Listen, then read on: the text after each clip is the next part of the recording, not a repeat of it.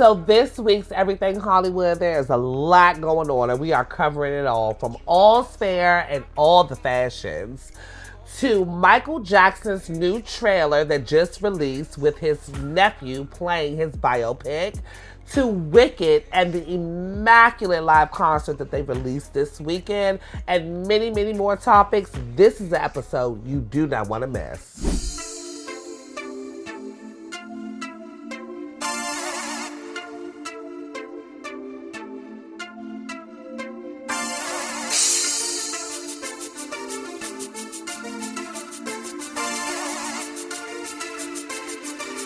Tonight, I have to have a transparent moment.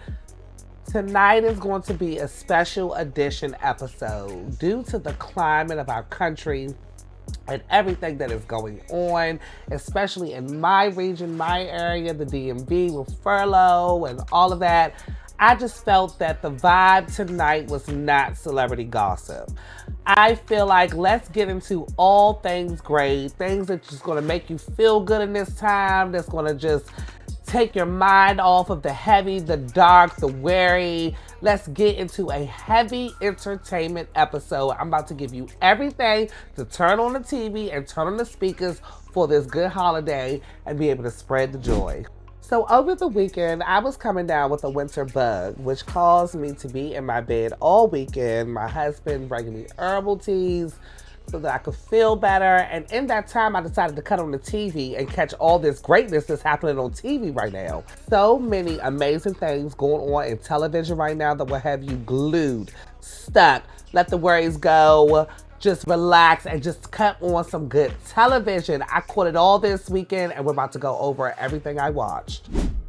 So I know most of you are just like me, racing time, always have a million things on your plate, and can't really sit down and indulge in all the great productions that are happening around us right now. We have social media where we're looking at 5-minute clips, 2-minute clips of shows and releases and all of that. But over the weekend, because I had to slow down and time did not matter, my health did, I was able to actually indulge. And when I tell you, it is so many great things. While you are sitting at home on furlough, while you have time, use this time to just feel good and enjoy these great things we're about to talk about. So at the top of my list is the new Hulu premiere from Ryan Murphy, All's Fair, with Kim Kardashian, Niecy Nash, Naomi Watts, Sarah Paulson, and the iconic Glenn Clove and Teyana Taylor. When I tell you this show knocked my socks off, or let's say in the words of Niecy Nash, pin your wig down because this is about to blow it back. So after seeing the premiere and the girls showing up on all the red carpets, killing it in top couture from around the world, I was so excited to see what this show was really about to give us and what the plot and baseline was going to be. And baby, they did not disappoint. I don't know what the critics are talking about. They just love to hate on Kim, but baby, I think Kim has found her space. Acting may just be her real gift. Now let's get into the details of this storyline. So Kim, Naomi, and Niecy Nash have come together and left their law firm to start their own law firm in divorce law. They have a Lee and Esteem clientele where they're married to these rich men, and these rich men have these prenups and they're treating these women terrible. And we have Niecy Nash being a detective. We have Kim as the top lawyer, Naomi Watts as a top lawyer, and Sarah Paulson as their rival. And when I say Sarah is giving reads, darling, she's cussing the girls out for filth. It's a little dramatic, but I'm here for it. And then we have Teyana Taylor as a mini Kim. She's like the protege, she's the assistant. But the scandal behind it all is that she's getting steamy with Kim's man. So I know I just dropped you with a good old spoiler, but at the end of the day, a little spoiler is what's going to get you to watch because it's really that good. But beyond the storyline, let's get into the immaculate work of the wardrobe, the immaculate work of the wardrobe stylist and the costume designer. Let's get into it. To know Jay Simon, you don't have to give you a little bit of fashion savages at Everything Hollywood. And baby, we are about to break down this insane, sickening wardrobe of All's Fair. Darling, let's talk about Kim Kardashian coming like the queen that she is in all archives. She is giving us Jean Paul Gaultier from 1997 and 2008. She's giving us Versace Spring 1995. And she's giving us custom Roberto Cavalli, darling, made from a collection done in 2006. Now, watching the show, even though Kim has given us all these archival moments, we still don't feel like we're looking at Kim. Kim is really owning the character, but the character is as large as her $25 million mansion that has been rented to do the show. I had to take a sip of this hot toddy to talk about all this goodness with this wardrobe, because the wardrobe is literally the main character of the show. And when you're doing a show like this, of course Ryan Bradley had to bring in someone great. So he brought in costume designer Paula Bradley, who is known to do immaculate work on screen. But of course Kim K is never ever above how far she can go in fashion, and she decided to bring in her own stylist, Soki Mock, who actually brought in all the archival looks that Kim has worn throughout the first season. And my most favorite moment, of course, is when Kim K decides to give homage to the Queen Bee. Darling, all of the Beehive, we were very happy to see Kim get out of her car with her baseball bat and her vintage Valentino. Oh, it was a beautiful bee moment. It was classic. Kim looked like a Vogue spread, trashing that car. I lived for every single moment. I think I hollered. I was standing up in my bed. It was something to be excited about. But let's get on to Niecy Nash coming and deciding to put black designers on and having a black designer wardrobe base with the likes of one of my favorites, Sergio Hudson.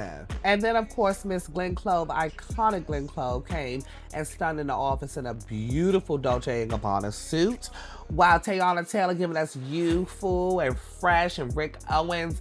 I lived for every fashion moment of the first 3 episodes.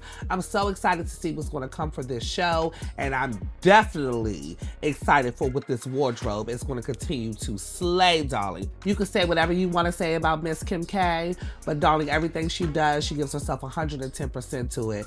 Not only is all fair, fashion's amazing, show line amazing, and cast amazing, it is the biggest premiere drop on Hulu in the past 3 years. Now check that. So after All Is Fair had me so excited, I decided to go and keep the Kim saga going and turn on a new season of The Kardashians.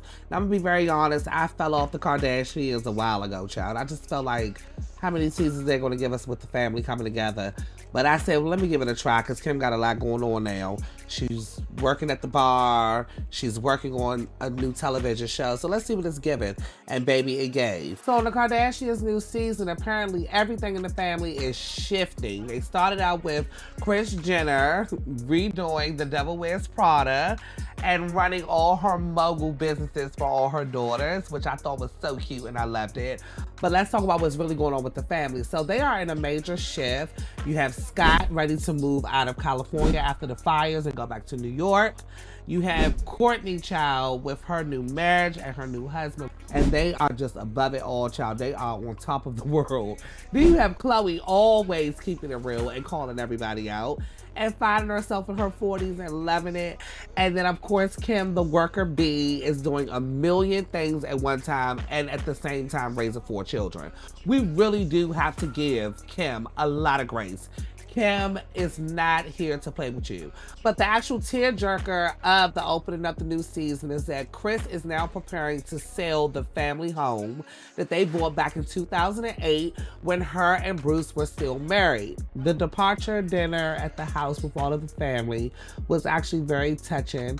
Kris got past her hurt and her anger for now Caitlyn and invited Caitlyn to the dinner, and all of the family got to reminisce on all the many, many years of the Kardashian in their old mansion. We will never ever forget those fabulous checkered white and black floors, and I'm happy to see the family now growing and going into new things. And the most exciting part for me watching the Kardashians was to see the return of Rob Kardashian. Rob left the cameras years ago, seasons ago, to the point where we forgot Rob even existed. And Rob is back. He's looking good. He's in a good mental space. He's back with his sisters and his mother. I loved every moment about seeing Rob at the farewell dinner. So with all the political trauma that is happening in our country right now, let's talk about the good deeds that are being done. Jaden Smith, Will Smith and Jada Pinkett's son, has opened up a new restaurant in California. The name of his restaurant in California is called I Love You. And he's created a mode to where you can come, you can eat restaurant food, you can get the restaurant experience, but it's up to you to pay. So you can pay if you want, you can pay if you don't want, and it's giving back to people that are less fortunate. I think that it is absolutely amazing that Jaden is using his wealth and his riches to give back to people in this capacity. We need to see more of it at this time. Hopefully in this time, it will pull us together to want to give, to want to lean on each other, to want to share what we have been blessed with. I thought that was a very beautiful business mode for Jaden to create to help people in this time of need. So I'm definitely about to sip my hot toddy to talk about this one. Michael Jackson has a biopic movie coming out. And this time, baby, they are getting it right. His nephew, Jafar Jackson, son of Jermaine Jackson, is actually playing Michael. And the trailer is blowing everybody away. It is the most viewed trailer in history with over 120 million views already. The trailer just came out. How are we going to wait all the way to April to see this immaculate movie? But I'm so glad that they're finally getting it right. They have the family involved. They're telling his story the right way. And they're talking about the era where Michael was on top of the world. Something about Michael is so special that he literally relives over and over and over again. I mean, little babies, little kids know Michael's music to this day. I mean, music that he made in the 70s and the 80s, it just gets redone and little kids love it. Michael is just something that was once a lifetime. Not once a century, not once in a era, once in a lifetime. And I know that the box office will be sold out to see this immaculate story of Michael Jackson. So while we're on the topic of music, we must talk about Kehlani finally dropping her second single after her frenzy of a first single folded. So now she is coming with her second single, Out the Window, and baby, Kehlani is creating an R&B moment. She has revived R&B. You can tell that Kehlani has went, she has said, she has studied. It is giving me very much modern day Grande. The backgrounds, the ad-libs, the music is so good. Out the Window is a great second single to follow behind Folded. It's telling us a story. I mean, she's vocally just definitely present. The music is just so good. It's just real 90s, early 2000s R&B where you just push play and there was no skips. I am so excited for the release of this album. Kehlani, you cannot hold on to this album no much longer. We need to know the name of it. We need the album art. We need all the things. We need all the things. You have to cross every T. You have to dot every I with this release. I feel that Kehlani has officially solidified her spot in the industry. So let's just talk about how Kehlani has literally been blowing up all the music charts. She's on the Hot Billboard 100. She is up for all kind of Grammys. Her and Chris Brown, surprisingly, they're giving Chris Brown his flowers finally, overdue. Kehlani, get the glam team together called The Best in the Business, baby. We want to see you on these red carpets. I should be covering you in Fashion Savages and you should be coming out with the win, darling. So Tamar Braxton just decided to come and drop a new album called Heartbreak Retrograde, which is so fitting to the fact that we're in the last retrograde of the year, thank God. But the album is a stunner. When I tell you a no-skip album, Tamar, listen in. I need your followers, your lovers, your fans to tag you, to send this to you. You need not to be a part of none of the drama arguing with nobody because, baby, you are a vocal god. The album goes off. The album is so good vocally, musically. It's like if Tamar really just threw herself into just being a full-time artist at all times, she easily a great. Easily a great. It has such a Braxton feel to it. It's a little Tony feel to it. It's so much of Tamar to it. It's just another great moment in R&B, darling, and I'm so here for it. So over the weekend, it was so exciting to see Outkast get inducted into the Rock and Roll Hall of Fame. Now, we all know Outkast is a Grammy Award giant. They swept the Grammys from the 90s to the early 2000s. They have made some of the most creative rap music of all times. And they got their flowers, and now they are legends in the Hall of Fame of rock and roll. And it was star-studded for their tribute from Doja Cat to Tyler, the Creator, to Janelle Monáe, and more. And also, Salt and Pepper got on the stage and did their collab tribute from the 90s, What a Man, What a Man, with En Vogue. Now let's just talk about En Vogue has the perfect name, En Vogue, darling, because they was on that stage slaying. They look amazing. 30 years later, they still got it. I love it. I want to see so much more from En Vogue. So with all that was going on over the weekend and scrolling our timelines and seeing all the excitement, of course, Kris Jenner, the queen bee of Hollywood right now, had a 70th birthday party with all the A-listers, from Oprah Winfrey to the cast of All's Fair, you name it. If you were an A-lister in Hollywood, you were there, you were in fashion, and you were in style, darling. And the rumors around this huge birthday event was that Kris was actually going to be getting married. So do we think Kris got married at this birthday party, or do we think it was just a night of fun? I'll be back. That's a to be continued.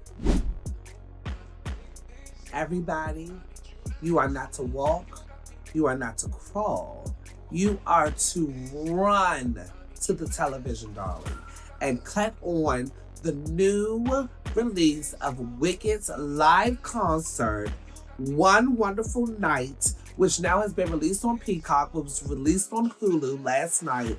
It is astounding, with Cynthia, Erivo, and Ariana Grande. First of all, let's just talk about how this was a box office smash. Wicked was a moment in time. The soundtrack was to be rivaled. It is a great.